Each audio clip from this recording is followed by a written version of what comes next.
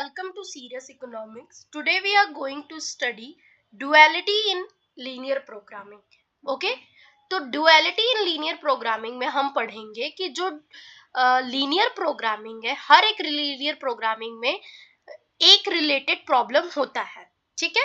तो देखो, जो linear programming है, हर problem का एक related problem होता है, जिसमें original problem को हम pyramidal बोलते हैं and transformed related transform problem को हम बोलते हैं डुअल. ठीक है, ओरिजिनल प्रॉब्लम को पिरामल बोलते हैं एंड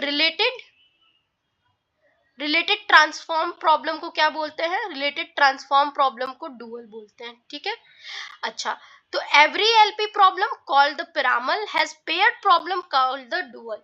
हर एक एलपी प्रॉब्लम, जिसे ओरिजिनल जो प्रॉब्लम है, हर एक एलपी प्रॉब्लम जिसको हम पिरामल कहते हैं, ठीक है, ओरिजिनल जो प्रॉब्लम है जिसको पिरामल कहते हैं, उसका पेयर्ड एक डुअल प्रॉब्लम भी होता है. ठीक है, दोनों ही एक ही साइड के एक सिक्के के दोनों ही दो साइड है. ठीक है, पिरामल ओरिजिनल प्रॉब्लम और उससे रिलेटेड जो ट्रांसफॉर्म्ड प्रॉब्लम होता है उसे हम बोलते हैं डुअल प्रॉब्लम. ठीक है, एक दूसरे से दोनों ही कनेक्टेड होते हैं. ठीक, सिंपल मीनिंग में तो पिरामल जो है ओरिजिनल ऑप्टिमाइजेशन प्रॉब्लम है एंड डुअल जो है उसी प्रॉब्लम का ट्रांसफॉर्म वर्जन है. ठीक है, फॉर एग्जाम्पल देखो कि सपोज एक फैक्ट्री में मैक्सिमम प्रॉफिट अर्न, एक फैक्ट्री एक मैक्सिमम प्रॉफिट अर्न करना चाहती है. ठीक है, वो क्या होगा? पिरामल. और एक फैक्ट्री जो है फैक्ट्री जो है मैक्सिमम प्रॉफिट अर्न करना चाहती है, वो होगा पिरामल. और रिसोर्सेज की मिनिमम कॉस्ट कैलकुलेट करना क्या होगा? डुअल. ठीक है, तो रिसोर्सेज का मिनिमम कॉस्ट कैलकुलेट करना डुअल होगा और मैक्सिमम प्रॉफिट कैलकुलेट करना क्या होगा? पिरामल होगा. ठीक है, अगर एक एग्जांपल के थ्रू समझे पिरामल प्रॉब्लम को, तो मान लो क्वेश्चन अगर दिया हुआ हो कि मैक्सिमाइज करो z equal to 3x plus 2y. ठीक है, मैक्सिमाइज करो z equal to 3x plus 2y subject to x plus y जो है लेस देन इक्वल टू 4 हो, 2x प्लस y जो है लेस देन इक्वल टू 5 हो एंड xy जो हो वो ग्रेटर देन इक्वल टू 0. ठीक है, तो देखो इसमें रूल क्या है? तो रूल पहला जो कहता है कि किस चीज का rule? Step by step convert into dual. ठीक है, कि स्टेप बाय स्टेप कैसे हम फॉलो करेंगे डुअल में कन्वर्ट करने के लिए? तो पहला जो है कि रूल पहला तो ये है कि अगर जो प्रॉब्लम है, इफ पिरामल इज मैक्सिमाइजेशन, जो ओरिजिनल प्रॉब्लम है अगर मैक्सिमाइजेशन का है, ठीक है, तो डुअल प्रॉब्लम क्या हो जाएगा? Then dual becomes minimisation. ठीक है, तो डुअल क्या हो जाएगा? मिनिमाइजेशन हो जाएगा. ठीक है, दूसरा रूल क्या कहता है? रूल 2. तो रूल 2 कहता है कि कोफिशिएंट ट्रांसपोज हो जाते हैं. कोफिशिएंट क्या होते हैं? ट्रांसपोज हो जाते हैं. कोफिशिएंट ट्रांसपोज हो जाते हैं. ठीक है, अच्छा, चलो अब नेक्स्ट बात करते हैं कि चलो लिखते हैं हम कोफिशिएंट टेबल को. ठीक है, तो टेबल एक बनाते हैं. स्टेप फर्स्ट हम फॉलो करेंगे पिरामल से डुअल में बदलने के लिए. राइट करो कोफिशिएंट टेबल.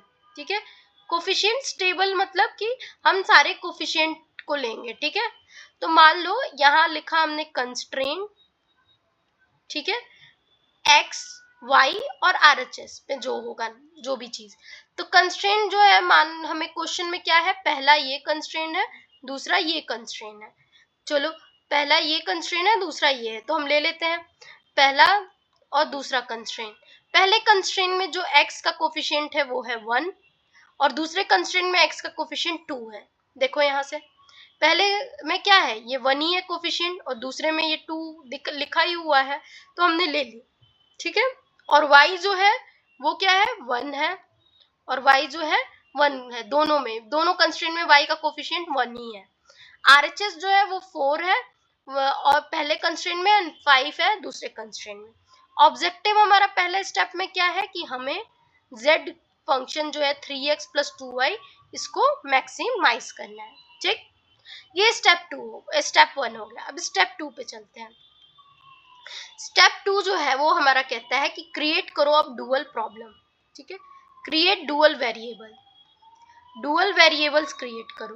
तो डुअल वेरिएबल्स हम क्या क्रिएट करेंगे, जब पिरामल में दो कंस्ट्रेंट है ना पिरामल के, हमने अभी देखा 2 कंस्ट्रेंट्स हैं पिरामल के, ठीक है।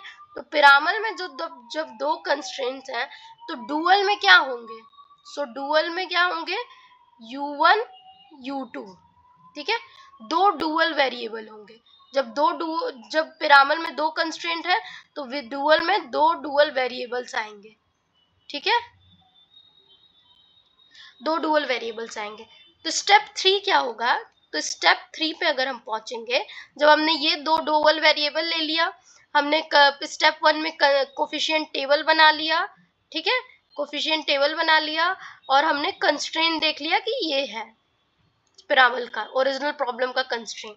तो अब क्या करेंगे, हम डुअल फंक्शन लिखेंगे। तो देखो डुअल फंक्शन लिखने में आरएचएस का जो वैल्यू है वो कोफिशिएंट बन जाता है, आरएचएस वैल्यू बिकम्स कोफिशिएंट, ठीक है, आरएचएस वैल्यू बिकम कोफिशिएंट। तो देखो एक W ले लेते हैं और 4u1 प्लस 5u2, कैसे, u1 और u2 तो है ही हमारा वेरिएबल, हमने ऐड ही किया है, तो इसमें हमने कहा कि आरएचएस जो है कोफिशिएंट हो जाएगा। तो आरएचएस क्या है, 4 और 5, तो पहले में हमने 4u1 ले लिया प्लस 5u2, ठीक है, आरएचएस को हमने कोफिशिएंट कर दिया। और अब यहाँ पे हमारा गोल क्या फॉलो होगा, गोल हमारा होगा यहाँ मिनिमाइज करना W को, ठीक है। तो अब समझ आया कि हमने स्टेप 3 तक क्या किया कि हमने डुअल में इस तरह से चेंज किया, बाय क्रिएटिंग डुअल वेरिएबल, फिर हमने फंक्शन को डुअल फंक्शन बना दिया, ठीक है, by adding coefficient into that, ठीक है। और हमारा गोल क्या है यहाँ पे, मिनिमाइज करना इस W को, ठीक। अब हम देखते हैं स्टेप 4 में हम क्या करेंगे। स्टेप 4 जो होगा वो हमारा होगा, जस्ट अ मिनट, यहाँ पे मैं लिख रही हूँ, ठीक है, स्टेप 4 जो है वो ये होगा कि डुअल कंस्ट्रेंट को अब लिखेंगे हम लोग, ठीक है। तो मान लो अब हमारा ऑब्जेक्टिव जो मतलब हमारा डुअल कंस्ट्रेंट क्या क्या होगा, फॉर एक्स कॉलम क्या होगा हमारा डुअल कंस्ट्रेंट। देखो हमने ये बनाया है ना एक्स एंड वाई जो कोफिशिएंट टेबल है, ठीक है, ये टेबल बनाया है। तो अब हम कंस्ट्रेंट बना रहे हैं डुअल का, पिरामल का तो कंस्ट्रेंट हो गया, अब हम डुअल का कंस्ट्रेंट बनाने जा रहे हैं। पिरामल का तो कंस्ट्रेंट दिया ही है क्वेश्चन में। तो अब देखो फॉर एक्स कॉलम क्या करेंगे कि u1 जो है प्लस 2u2 ग्रेटर देन और इक्वल टू होना चाहिए 3 के, ठीक है। देखो कैसे आया, देखो ये जो है u1 और u2 जो हमारा क्या है u1 और u2, ठीक है, हमने क्या लिया x कॉलम के लिए कंस्ट्रेंट कि जो u1 प्लस 2u2 है वो ग्रेटर देन और इक्वल होना चाहिए 3 के। और y कॉलम के लिए क्या लेंगे, फॉर y कॉलम हम लेंगे u1 प्लस u2 जो है ग्रेटर देन इक्वल टू 2 के होना चाहिए, ठीक है। तो फाइनल जो डुअल प्रॉब्लम बन के आएगा वो जो क्या बन के आया था फाइनल डुअल प्रॉब्लम, तो स्टेप 5 जो है तुम फाइनल डुअल प्रॉब्लम यहाँ से निकाल लोगे। इसमें हमें क्या मिल गया, फाइनल डुअल प्रॉब्लम में हमें ओरिजिनल फंक्शन मिल गया, ओरिजिनल फंक्शन क्या, सॉरी ट्रांसफॉर्म फंक्शन मिल गया, क्या मिनिमाइज करना W को 4u1 प्लस 5u2, ठीक है, ये मिल गया। और हमें कंस्ट्रेंट मिल गया, क्या कंस्ट्रेंट मिला, कंस्ट्रेंट हमने अभी 2 लिया ना, सब्जेक्ट टू क्या कंस्ट्रेंट मिला है, subject to u1 plus 2u2 greater than equal to 3, ठीक है। पहला कंस्ट्रेंट ये मिला है हमें, हमने बनाया ना स्टेप 4 में कंस्ट्रेंट।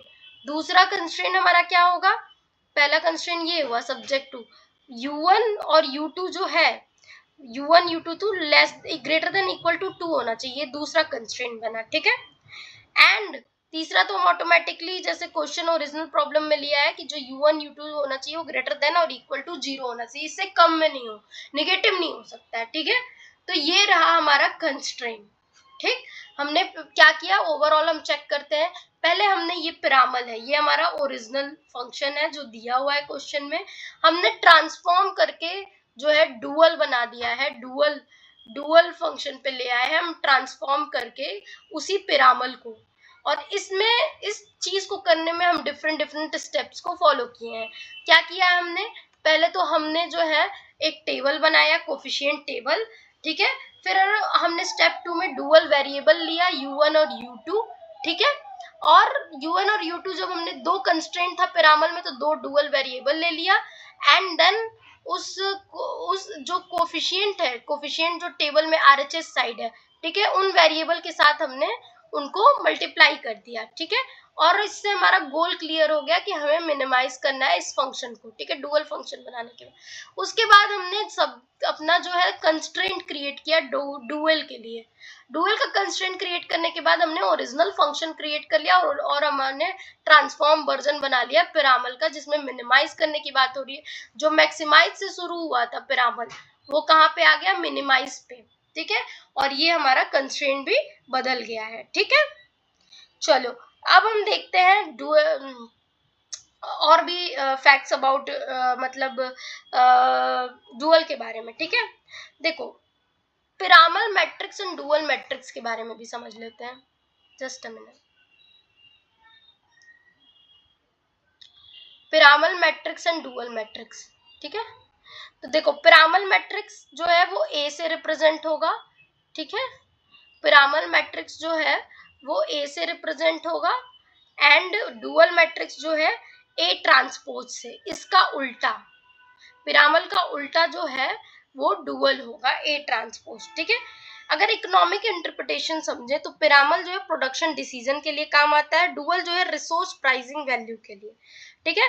अब हम बात करते हैं डुअलिटी की, ठीक है। डुअलिटी मतलब तीन डुअलिटी थ्योरम है। कौन कौन सी, वीक डुअलिटी थ्योरम, जिसमें for any feasible region, weak duality theorem में एनी फिजिबल पिरामल सॉल्यूशन के लिए क्या होगा, पिरामल की वैल्यू जो होगी वो लेस देन होगी डुअल की ऑब्जेक्टिव वैल्यू से। Primal value is less than equal to dual value होगी, ठीक है, वीक डुअलिटी थ्योरम में, ठीक है। स्ट्रॉन्ग डुअलिटी थ्योरम में क्या होगा कि ऑप्टिमल वैल्यू इक्वल होते हैं। स्ट्रॉन्ग डुअलिटी थ्योरम में एट ऑप्टिमल सॉल्यूशन क्या होगा, पिरामल वैल्यू इक्वल होगा डुअल वैल्यू के, ठीक है। जेड स्टार जो है क्या होगा, इक्वल होगा डब्ल्यू स्टार से, ठीक है, कोई गैप नहीं रहेगा बिटवीन देम, ठीक है। तो ये भी बहुत इंपॉर्टेंट थ्योरम है। तो weak duality theorem, any for any feasible solution primal value is less than equal to dual value. Strong duality theorem में ऑप्टिमल वैल्यू जो है इक्वल होंगे, मतलब ऑप्टिमल वैल्यू कौन से, जो जेड को मैक्सिमाइज कर रहे थे और डब्ल्यू को मिनिमाइज कर रहे थे, तो मैक्सिमाइज और मिनिमाइज फंक्शन क्या हो जाएगा, यहाँ पे इक्वल हो जाएगा, या मैक्सिमाइज मिनिमाइज वैल्यू जो है वो इक्वल हो जाएगी, ठीक है। ये हो गया strong duality theorem. Complementary slackness theorem क्या कहता है कि अगर पिरामल कंस्ट्रेंट स्लैक है तो क्रॉसपॉन्डिंग डुअल वेरिएबल क्या होगा, 0 होगा, ठीक है। अगर पिरामल जो है क्या है, कंस्ट्रेंट स्लैक है तो क्रॉसपॉन्डिंग डुअल जो होगा वो क्या होगा, 0 होगा, ठीक है। अगर डुअल वेरिएबल, अगर उल्टा कर लो कि अगर पिरामल वेरिएबल 0 है तो क्रॉसपॉन्डिंग डुअल कंस्ट्रेंट क्या होगा, बाइंडिंग या इक्वल होगा। भाई आइदर डुअल वेरिएबल 0 होगा तो क्रॉसपॉन्डिंग पिरामल कंस्ट्रेंट क्या होगा, बाइंडिंग होगा, ठीक है। चलो अब नेक्स्ट बात करते हैं हम किस चीज की, डुअलिटी थ्योरम को थोड़ा एक बार और अच्छे से समझ लेते हैं, ठीक है। तो देखो, डुअलिटी थ्योरम लीनियर प्रोग्रामिंग का बहुत इंपॉर्टेंट कॉन्सेप्ट है। ये बताता है कि हर लीनियर प्रोग्रामिंग प्रॉब्लम में पिरामल का एक रिलेटेड डुअल प्रॉब्लम होता है और दोनों के ऑप्टिमल सॉल्यूशन एक दूसरे से कनेक्टेड होते हैं, ठीक है। इसका ओवरऑल मेन आइडिया ये होता है कि अगर पिरामल प्रॉब्लम मैक्सिमाइज कर रहे हैं तो डुअल प्रॉब्लम क्या करेंगे, मिनिमाइज करेंगे, ठीक है। टू ऑप्टिमल पॉइंट पर, जहां एक ऑप्टिमल पॉइंट पे पहुंचेंगे वहां मैक्सिमम प्रॉफिट जो होगी वो मिनिमम कॉस्ट के बराबर होगी। जो हमने ये देखा है स्ट्रॉन्ग डुअलिटी के कॉन्सेप्ट में कि जो मैक्सिमम प्रॉब्लम होगी, जो मैक्सिमम प्रॉफिट होगी वो मिनिमम कॉस्ट के बराबर होगी, Z star equal W star, ठीक है। जो जेड स्टार है वो ऑप्टिमल वैल्यू ऑफ पिरामल होगा, W star optimal value of dual है, ठीक है। अच्छा, टाइप्स कौन कौन सी हमने देखी डुअलिटी थ्योरम में? तो वीक डुअलिटी थ्योरम देखी, strong duality theorem and complementary slackness theorem, ठीक है। तो वीक डुअलिटी थ्योरम में किसी भी फिजिबल सोल्यूशन में क्या होता है कि जो जेड होता है, ऑप्टिमल वैल्यू जो होता है प्रॉफिट का, वो लेस देन और इक्वल टू होता है कॉस्ट मिनिमाइजेशन क्या ऑप्टिमल वैल्यू के, ठीक है। तो जेड जो है लेस देन जो होता है इक्वल टू होता है डब्ल्यू के, मीनिंग पिरामल का जो ऑब्जेक्टिव वैल्यू है कभी भी डुअल से ग्रेटर नहीं होगा, याद रखना। पिरामल का जो ऑब्जेक्टिव वैल्यू है कभी भी डुअल से ग्रेटर नहीं होगा वीक ड्यूअलिटी थ्योरम में जब अकॉर्डिंग, ठीक है, या वीक ड्यूअलिटी थ्योरम का। ओवरऑल समझे तो पिरामल जो है मैक्सिमम प्रॉफिट का है और डुअल जो है मिनिमम रिसोर्स कॉस्ट का है, ठीक है। प्रॉफिट कभी भी मिनिमम कॉस्ट से ज्यादा लॉजिकली पॉसिबल नहीं होता है, इस वजह से ये वीक ड्यूअलिटी थ्योरम काम करता है, जिसमें प्रॉफिट जो है less than equal to cost minimisation के होता है, ठीक है। अच्छा, अब बात करते हैं कि फॉर एग्जाम्पल अगर देखो कि अगर मान लो पिरामल की, सपोज करो पिरामल जो जेड है उसकी वैल्यू 20 है एंड डुअल की जो फिजिबल वैल्यू है वो 25 है, तो देन जो 20 है वो क्या है, लेस देन इक्वल टू 25 हो सकता है, ठीक है, लेस देन ही है ना यहाँ पे, तो ये करेक्ट है। यही कहना चाहता है कि ये वीक डुअलिटी थ्योरम को फॉलो कर रहा है, जिसमें जो पिरामल का मैक्सिमम प्रॉफिट है वो, पिरामल का जो ऑब्जेक्टिव वैल्यू है वो जो है ग्रेटर नहीं है डुअल, ठीक है, ऑब्जेक्टिव वैल्यू से। स्ट्रॉन्ग डुअलिटी थ्योरम की बात करें तो अगर पिरामल और डुअल दोनों फिजिबल है, ठीक है, स्ट्रॉन्ग में अगर पिरामल और डुअल दोनों फिजिबल हैं तो जेड स्टार इक्वल टू क्या होता है, डब्ल्यू स्टार, मतलब मैक्सिमाइजिंग वैल्यू मिनिमाइजिंग वैल्यू के इक्वल होती है, ठीक है, ऑप्टिमल वैल्यू यहाँ पे इक्वल्स हो जाते हैं, ठीक है। अच्छा, फॉर एग्जाम्पल कि जेड स्टार भी तुम्हारा 40 आ जाए, डब्ल्यू स्टार मतलब कॉस्ट मिनिमाइजेशन भी 40 आ जाए और बोथ इक्वल होंगे, तो क्या होगा, स्ट्रॉन्ग डुअलिटी थ्योरम, ठीक है। वो क्यों इंपॉर्टेंट है, तो ये थ्योरम प्रूव करता है कि डुअल सॉल्व करके पिरामल के आंसर मिल सकता है, कभी भी डुअल सॉल्व करना इजियर होता है, ठीक है। कॉम्प्लीमेंट्री स्लैकनेस थ्योरम क्या कहता है कि इफ पिरामल कंस्ट्रेंट, जो पिरामल कंस्ट्रेंट स्लैक है, देन कॉरस्पॉन्डिंग डुअल वेरिएबल 0 होगा, ठीक है। मतलब सिंपल मीनिंग ये कहता है कॉम्प्लीमेंट्री स्लैकनेस की अनयूज्ड वेरिएबल का शैडो प्राइस 0 होता है, ठीक है, अनयूज्ड वेरिएबल का शैडो प्राइस 0 होता है। फॉर एग्जांपल अगर देखें कॉम्प्लीमेंट्री स्लैकनेस का, तो एग्जांपल से समझते हैं, एक मिनट, एग्जांपल से जस्ट अ मिनट, एग्जांपल से समझते हैं कॉम्प्लीमेंट्री स्लैकनेस का। तो देखो मान लो कि कंस्ट्रेंट है, कंस्ट्रेंट जो है वो दिया है x प्लस वाई जो है लेस देन इक्वल टू 10, ठीक है, और सपोज करो सोल्यूशन में x प्लस वाई जो है 7 दिया है, ठीक। तो स्लैक क्या होगा, तो स्लैक होगा तुम्हारा 10 माइनस 7 इक्वल टू 3, ये होगा हमारा स्लैक, ठीक है। मतलब रिसोर्सेज यहाँ क्या हो रहा है, फुली यूज नहीं हो रहा है। देन क्रॉसपॉन्डिंग जो डुअल वैल्यू होगा u इक्वल टू 0, ठीक है, कॉरस्पॉन्डिंग ड्यूअल वैल्यू क्या होगा, 0, क्यों, कॉम्प्लीमेंट्री स्लैक थ्योरम्स के अकॉर्डिंग ये है, ठीक है। अच्छा, पिरामल एंड डुअल में कैसा रिलेशन होता है, तो पिरामल जो है मैक्सिमाइज होता है, डुअल जो है मिनिमाइज होता है। अगर पिरामल मिनिमाइज होगा तो डुअल मैक्सिमाइज होगा, ठीक है। तो पिरामल जो है लेस देन इक्वल को फॉलो करता है, डुअल जो है ग्रेटर देन इक्वल को फॉलो करेगा। अगर पिरामल जो है ग्रेटर देन को फॉलो करेगा तो डुअल जो है लेस देन को फॉलो करेगा, ठीक है। पिरामल में वेरिएबल्स होते हैं और वेरिएबल्स हैं तो उनको कंस्ट्रेंट में डुअल बदल देगा, एंड जो कंस्ट्रेंट है उनको उनको क्या करेगा, वेरिएबल में बदल देगा डुअल, ठीक है। ये रहा डुअलिटी का ओवरऑल थ्योरम, ठीक है। अच्छा, अगर बात करते हैं दूसरी चीज, अगर पिरामल, एक और भी कुछ थ्योरम्स है उनको देखते हैं, इंपॉर्टेंट थ्योरम्स जो है इसे भी समझ लेते हैं कि देखो अगर थ्योरम 1 क्या कहता है, इंपॉर्टेंट थ्योरम में अगर हम देखें डुअलिटी की, तो इंपॉर्टेंट थ्योरम में, एक सेकेंड, इंपॉर्टेंट थ्योरम में अगर देखें डुअलिटी की, तो पहला ये कहता है कि थ्योरम 1 कि if Piramal has a optimal solution, अगर पिरामल जो है ऑप्टिमल सॉल्यूशन पे है, ठीक है, तो डुअल क्या होगा, ऑल्सो ऑप्टिमल सॉल्यूशन पे, डुअल जो है ऑल्सो ऑप्टिमल सॉल्यूशन, ठीक है। तो if pyramid has optimal solution, dual also has optimal solution, ठीक है। दूसरा थ्योरम 2 क्या कहता है कि पिरामल जो है अनबाउंडेड है, डुअल जो है इनफिजिबल होगा। अगर पिरामल जो है अनबाउंडेड होगा तो डुअल जो है वो क्या होगा, डुअल जो है इनफिजिबल होगा, इनफिजिबल। तीसरा थ्योरम कहता है कि अगर डुअल अनबाउंडेड हो तो क्या होगा, पिरामल अनफिजिबल, पिरामल जो है इनफिजिबल होगा। थ्योरम 4 क्या कहता है कि if one feasible and bounded other are also feasible and bounded, ठीक है। अगर थ्योरम 4 क्या कहता है कि अगर एक फिजिबल है एंड बाउंडेड है तो दूसरा भी फिजिबल और बाउंडेड होगा, ठीक है। फिजिबल एंड बाउंडेड है तो दूसरा भी फिजिबल एंड बाउंडेड होगा, ठीक है। चलो, अगर न्यूमेरिकल एग्जांपल तो रहने ही देते हैं। अच्छा, शैडो प्राइस का मतलब देख लेते हैं। शैडो प्राइस क्या होता है?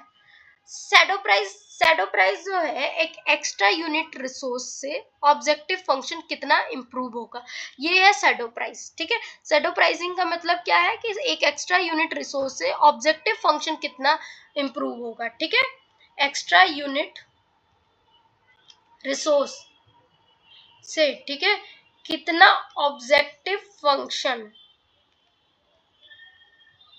इंप्रूव होगा, ठीक है, ये बताता है शैडो प्राइस, ठीक। अच्छा, अगर और कुछ तो है नहीं बात करने के लिए, इम्पोर्टेंट कुछ बताने के लिए। अब एग्जाम्पल है क्या कहते हैं उसका, हम वो एग्जाम्पल देख लेंगे। सिंप्लेक्स मेथड का एग्जाम्पल मैं अपलोड कर दूंगी, उसे आप देख के समझ लोगे सिंप्लेक्स मेथड कैसे सॉल्व होता है। पिरामल एंड डुअल का भी एक प्रॉपर एग्जाम्पल लेके मैं नेक्स्ट वीडियो में बता दूंगी।